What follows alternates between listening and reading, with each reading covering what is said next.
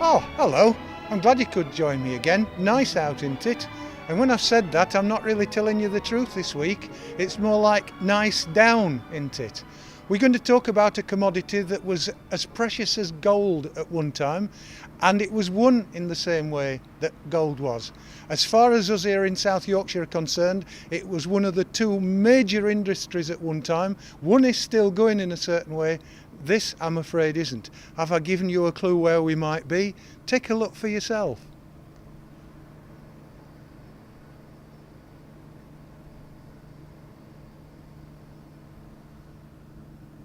Yes, we're at the National Coal Mining Museum at Cap House Colliery. It's a bit out of South Yorkshire in the Wakefield and Huddersfield area, but we thought we'd come to this because this place is special. How special? Well, why don't you come with me and let's find out exactly how special it is.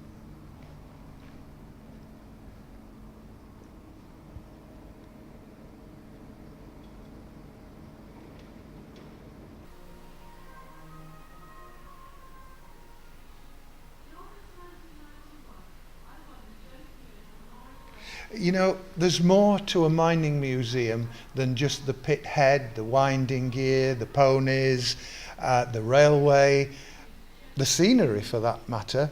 It's got more to offer than that, and to tell us a little bit about it, Sally Ann Burley. Sally, I think first of all it's easy to say, what is your role here? I'm one of the assistant education officers here. Yeah. In a way, that says to me that you look after school children and you arrange visits and things like that, but I'm sure it's much broader than that, isn't it? Oh, yes. Tell me how broad it is and what you do. Right, well, we do have a very good school offer for formal visits to the museum, but it is, as you suggest, a lot broader than that. We do storytelling and activities for under fives so that they actually start to come to the museum as soon as they can walk, really. And it's hands-on to a certain extent. Oh, very much so, yes. We do family activities in the summer holidays and throughout the holidays, actually, the school holidays. And of course, we are really interested in adults coming to share some of their expertise or learn new skills at the museum. I pick you up on share their expertise. So this is a two-way experience for an education officer. You're not just handing down knowledge, you're actually wishing to receive it, are you? Oh, absolutely. Learning we regard as being a two-way process. Right, okay. So when we're coming to this learning experience, has the sort of museum end rather than the physical objects, has it been laid out in a learning sort of way? I'm thinking of the two museums that you've got that play completely different focus on things. You've got the one that's got all the paraphernalia and the voices going, and you've got the one that's rather quieter and just has trundling rails and all the mechanisation that went into it. Has it been planned that way? Actually, I think the museum is evolving all the time. A lot of people, I feel that they have been to the museum because they have been on the underground tour, which is fabulous, it really is. But of course, you know, it is a 45-acre site, so there's plenty of different activities for people to do and to keep coming back to do. Yes, you can't cover it all in a day, Oh, can certainly you? not, no. Do you arrange activities for groups, for instance, local history groups that might actually want to know more about the history of where they live? We do have a good outreach programme which will include that. Some of our curators are quite prepared to go out to do very interesting talks to groups such as you mentioned. There you are. You can't go wrong. If you want to talk, get in touch. You've also, which surprised me a bit, got a very large shop. The process of this obviously is to sell things, but it's a good idea that you've come up with souvenirs. have you got any running in that, being an education officer, or do you use it in your job? Well, certainly. I mean, where we're actually sat here is in one of the is in the temporary exhibition space, and we have a rolling programme of exhibitions each year. And of course, as part of the education team, we do make sure that some of the things that might be in the shop do have some relevance To what's the been exhibition. seen. Yes. Right, got it. And also, while we've been walking about, I've seen lots of people who actually work here as a job, yourself for instance, but lots of people who actually volunteer because they actually want something to do. Now, I'm sort of thinking, if I'm a retired person and I'm looking for something, you've seen this film that we made, and you might think, I could do with working a couple of hours, couple of days there, something like that. I wonder if I could. And for somebody at school saying, I'm really into history and local, and I might be able to make a career out of this if I become a teacher, can I get some hands-on experience? Can they, and what should they do? It's part of my job. I am actually the volunteer coordinator. The person to come to talk about it. If people would like to go onto our website, www.ncm.org.uk, and they go to the Learning tab, and they will actually find there explained the volunteer opportunities. So they can either access the opportunities that are available here for volunteers through the website and fill in the online application form, which gets through to me, and then I will contact them. Or of course, some people perhaps, they're not so keen at doing that. There's a telephone. They can give us absolutely, or even call in and call, ask yeah, to see me. just turn up and say, oh, I've come to have a look round, I'd like to volunteer. You don't say no, do you? Well, when I say they can fill a form in here, because obviously you've got to have the right sort of person, haven't you, in many respects. Absolutely, Yeah. and of course there are certain volunteer roles that we have, and we obviously hope to match people to those things that perhaps they're wishing to develop their new skills, or, as I said to you earlier, we are quite aware that with this particular topic that our museum deals with, there are a lot of people out there who've got expertise that they can actually share with us. There you go. So if you think you fulfil that bill and you would like to, come here, and next time we're filming here, you might be taking me round, you never know. Anyway, it's time we moved on. We've come outside now because it's time for the horses to be the stars in the programme. It was hard work for this one, because before steam engines were used to wind cages up and down that shaft, a poor old horse had to do it on a contraption called a gin. There are interpretation boards to help you understand how it works.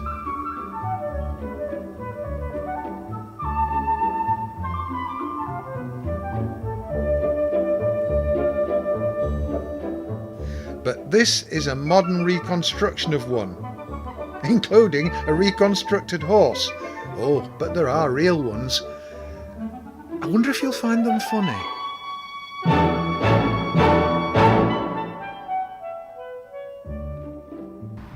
Eric and Ernie? By heck, that rings a bit of a bell. But it doesn't ring the bell that you think, it rings the pithead bell, because Eric and Ernie are not comedians, although at some point in the past some pitmen would say there were some comedians down there. No, they are pit ponies, and Neil Beaumont's going to tell me all about them. Did you choose the name first of all, Neil? No, they were actually called this when we got them, because when we actually lost the old working ponies, The last of the working ponies, yes. Yeah, we actually decided that we'd actually give something a home that needed a home, so we got in touch with the RSPCA. And they said, And yes, we would love to help you. Yep. And that's where they came. But That's it's not lost on people, I should imagine, No, that it come isn't. here to visit, is it? So, okay, you've got pit ponies. This is this Ernie or This is Eric? Ernie. This is Ernie. And behind us, Finn, the horse. Finn. Why ponies, why horses? Surely just standardising on one would have been all right. No, because actually they were using different horses and ponies. There was what you call a deep mine pony, which was your small ponies, which were the size of Ernie A or bit even like smaller. Ernie, yeah. Those were the ponies that worked and lived underground all the time. Yeah. And then you got the big horse like Like Finn here, yeah. and he mainly worked on the surface, moving materials around and doing haulage, deliveries. just haulage about the pit head. Yeah, but you'd actually got what you call a drift mine pony then, which was in between the size of those two. Wow. And they actually worked underground during the day, but actually lived on the surface on the night. So they came in and out of the mine daily. Yeah, daily. So this sounds like a bit of a specialist job. So were there actually pitmen who just looked after the ponies and marshalled them and got them to where they needed to be and do what they had to do? Yes, there was people that actually looked after them, and their job was solely for the welfare of them, to make sure that everything was all right, they were healthy enough, and that they were ready to go and do a full working day. I think people might think, oh, ponies down the pit all day, a bit cruel, and I bet they're not looked after. But that wasn't the case, really, was it? It wasn't in as early years. It was. They weren't looked after that well in the early years, and life expectancy was only probably 8 or 9 year old, and it was mainly due to accidents. Yes, yeah. But your mine owners then started realising it was actually costing them quite a bit of money. They could replace a miner, and it didn't cost them anything, but if they've replaced a pony, it costs them. So That's a terrible thought, isn't it? That in fact pit ponies were valued more than human beings in some people's eyes. Yep. So I'm going to say after that, then say your ponies were actually living up to into their early 20s, and they stayed and lived underground all that time.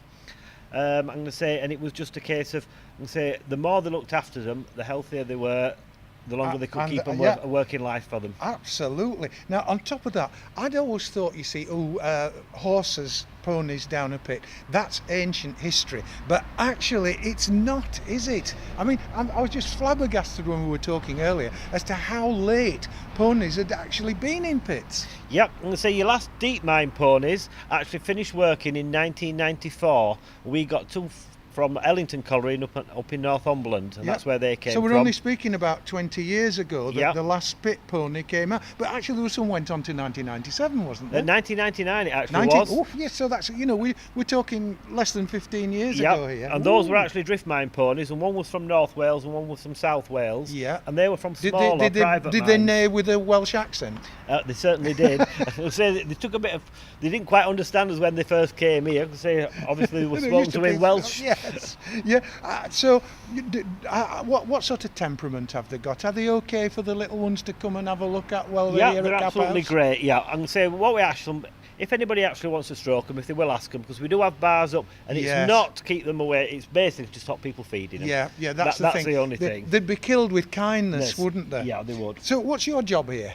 We're actually, I'm going to say, we're here to do the demonstrations and talk to the public and let them know exactly what the ponies used to do, what they do now. And say they're actually in the stables from 10 o'clock in the morning till 3 o'clock in the afternoon. And that way we can do some work with them, we can give them a brush, clean all the feet out and make sure everything's all right with them, and say and talk to the public. How do the public react when they come here and see these live ex-working horses? The people that come, they find it fantastic because they actually like it because they can get up to them. Yeah, in fact, they're earning brass for you, aren't they, in certain respects? Because I've noticed you've got these wonderful little adaptations where somebody can help with their upkeep by just putting a few coins in, haven't they? Yeah, they have, I'm going to say, and it is important, and say with everything that's been going on at the museum and all the cuts that we've got now, and say we do rely totally more or less on donations from people to keep them. Yeah, and long may it be, but isn't there a problem here? I mean, like you and me, these creatures have got, there'll be a time when they're no more. Can you get ponies and can you get horses these days to replace them if you had to? No, there's no working ponies left at all now. We lost our actual ponies that worked underground. One was 5 years ago and the last one was 2 years ago. So you see, folks, you better come fairly quick to see this because they're not going to be here forever like you and me.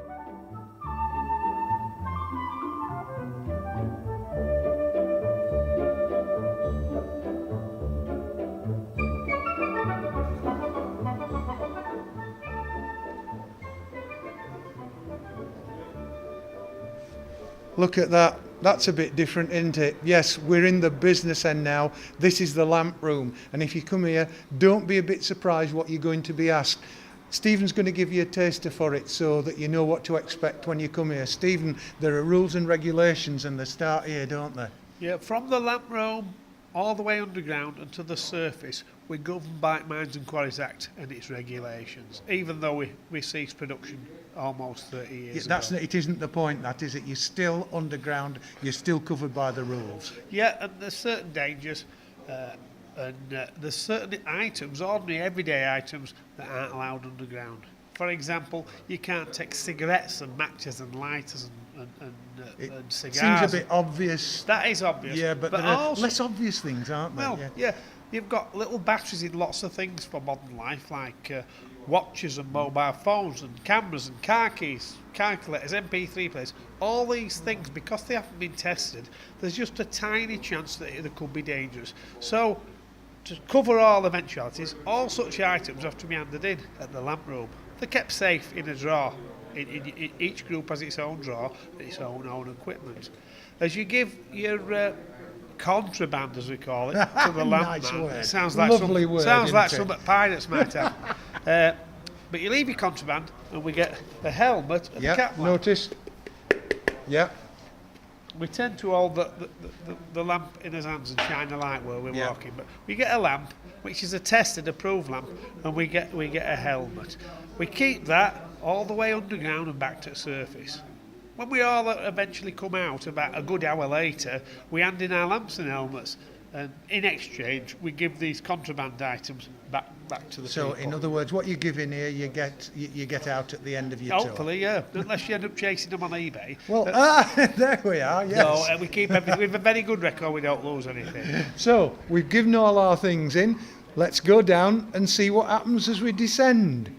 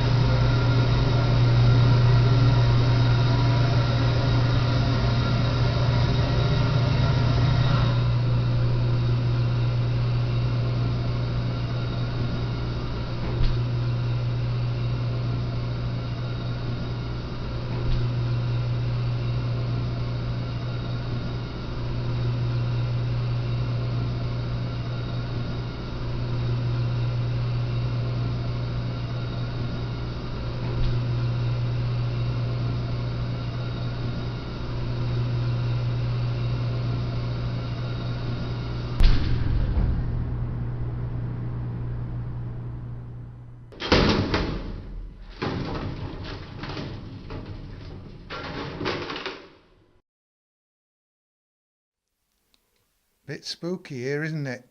But quite honest, there's nothing to be frightened of. How do I know that? Because Stephen's here with me. Stephen, safety first all the time, and although you've got visitors coming down and the boys and girls will be coming down to have a look around, there's actually nothing at all to be afraid of down a mine, is there, these days? No, we've come down the shaft, but that's only one of two means of getting out of the pit. We've got a sloping tunnel called a drift, which leads us safely back to the surface. Yep. It's a steady walk, 600 metres uphill. That Yep. takes us to the fan, a big fan that blows air all the way around the museum. That steady flow of air blows away any dangerous gases and provides a good amount of fresh air for everybody to breathe. And how do we know that? Because you check it every single day you're open, don't you? Before we open up for business, one of the authorised inspectors of the museum walks down that sloping tunnel, looks at all parts that'll be seen by everybody, and checks it's safe. We've got a monitoring system measuring gases and oxygen and temperatures and carbon monoxide, lots of things. So it's continually monitored and recorded on a computer. So we know we're safe before we start, and we double check that. We use a flame safety lamp to act as an extra precaution. Which is all you need, lads and lasses. So if you're ready, get your boots on. Not that you need them here, because the floor is absolutely level, and come with us for a trip round the drift and the, what's the other word that you use? Because I usually say, I'd say a tunnel, but it isn't. What do you call it? We've come down the shaft. Yeah. If we wanted to egress we'd go up the drift, the Drift, sloping yeah. tunnel, but the level tunnels, they're called roadways. Roadways, So we're that's it. going to investigate the series of roadways here to look at the exhibits. Right, come on then, we're on the way.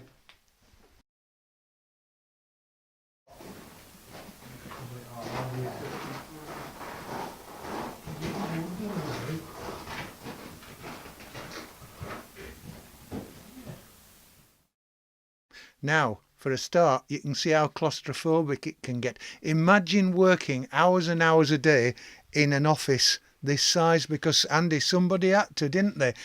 This was the height of luxury when it was built.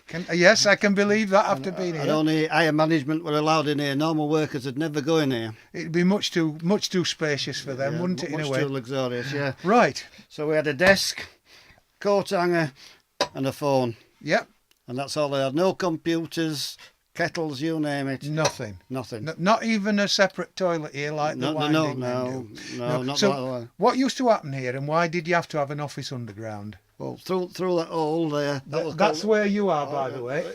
That's called box hole, and the person in here will deploy all Yeah. the men to the jobs. Yeah, and they come to this little window Yeah, like the boys ones and allowed girls are. inside, they come No. to outside the Yeah. window and then get sent to the jobs. Yeah, so we just say, right, you're on the coal face today. Go on, sling your up and get cutting. That's basically exactly And what that's I what, said. yeah, there you are. So, but I mean, even so, it must have been a very tedious job just being under here with barely enough room to stand up. Well, once you get used to underground, You'd be all right, I you suppose. feel all right. Yeah, there were a lot of work. All the thoughts and the planning all took place here. Yep, so they would actually devise the shifts here. It wouldn't come from on high. Now, eventually, when we got communication technology, all this moved upstairs, Right. and it was all done from upstairs. But originally, Yeah. this was the hub of the organisation. And the phone's just to say help or bring me a cup of tea. Well, you could you could say that, but you had to wind it up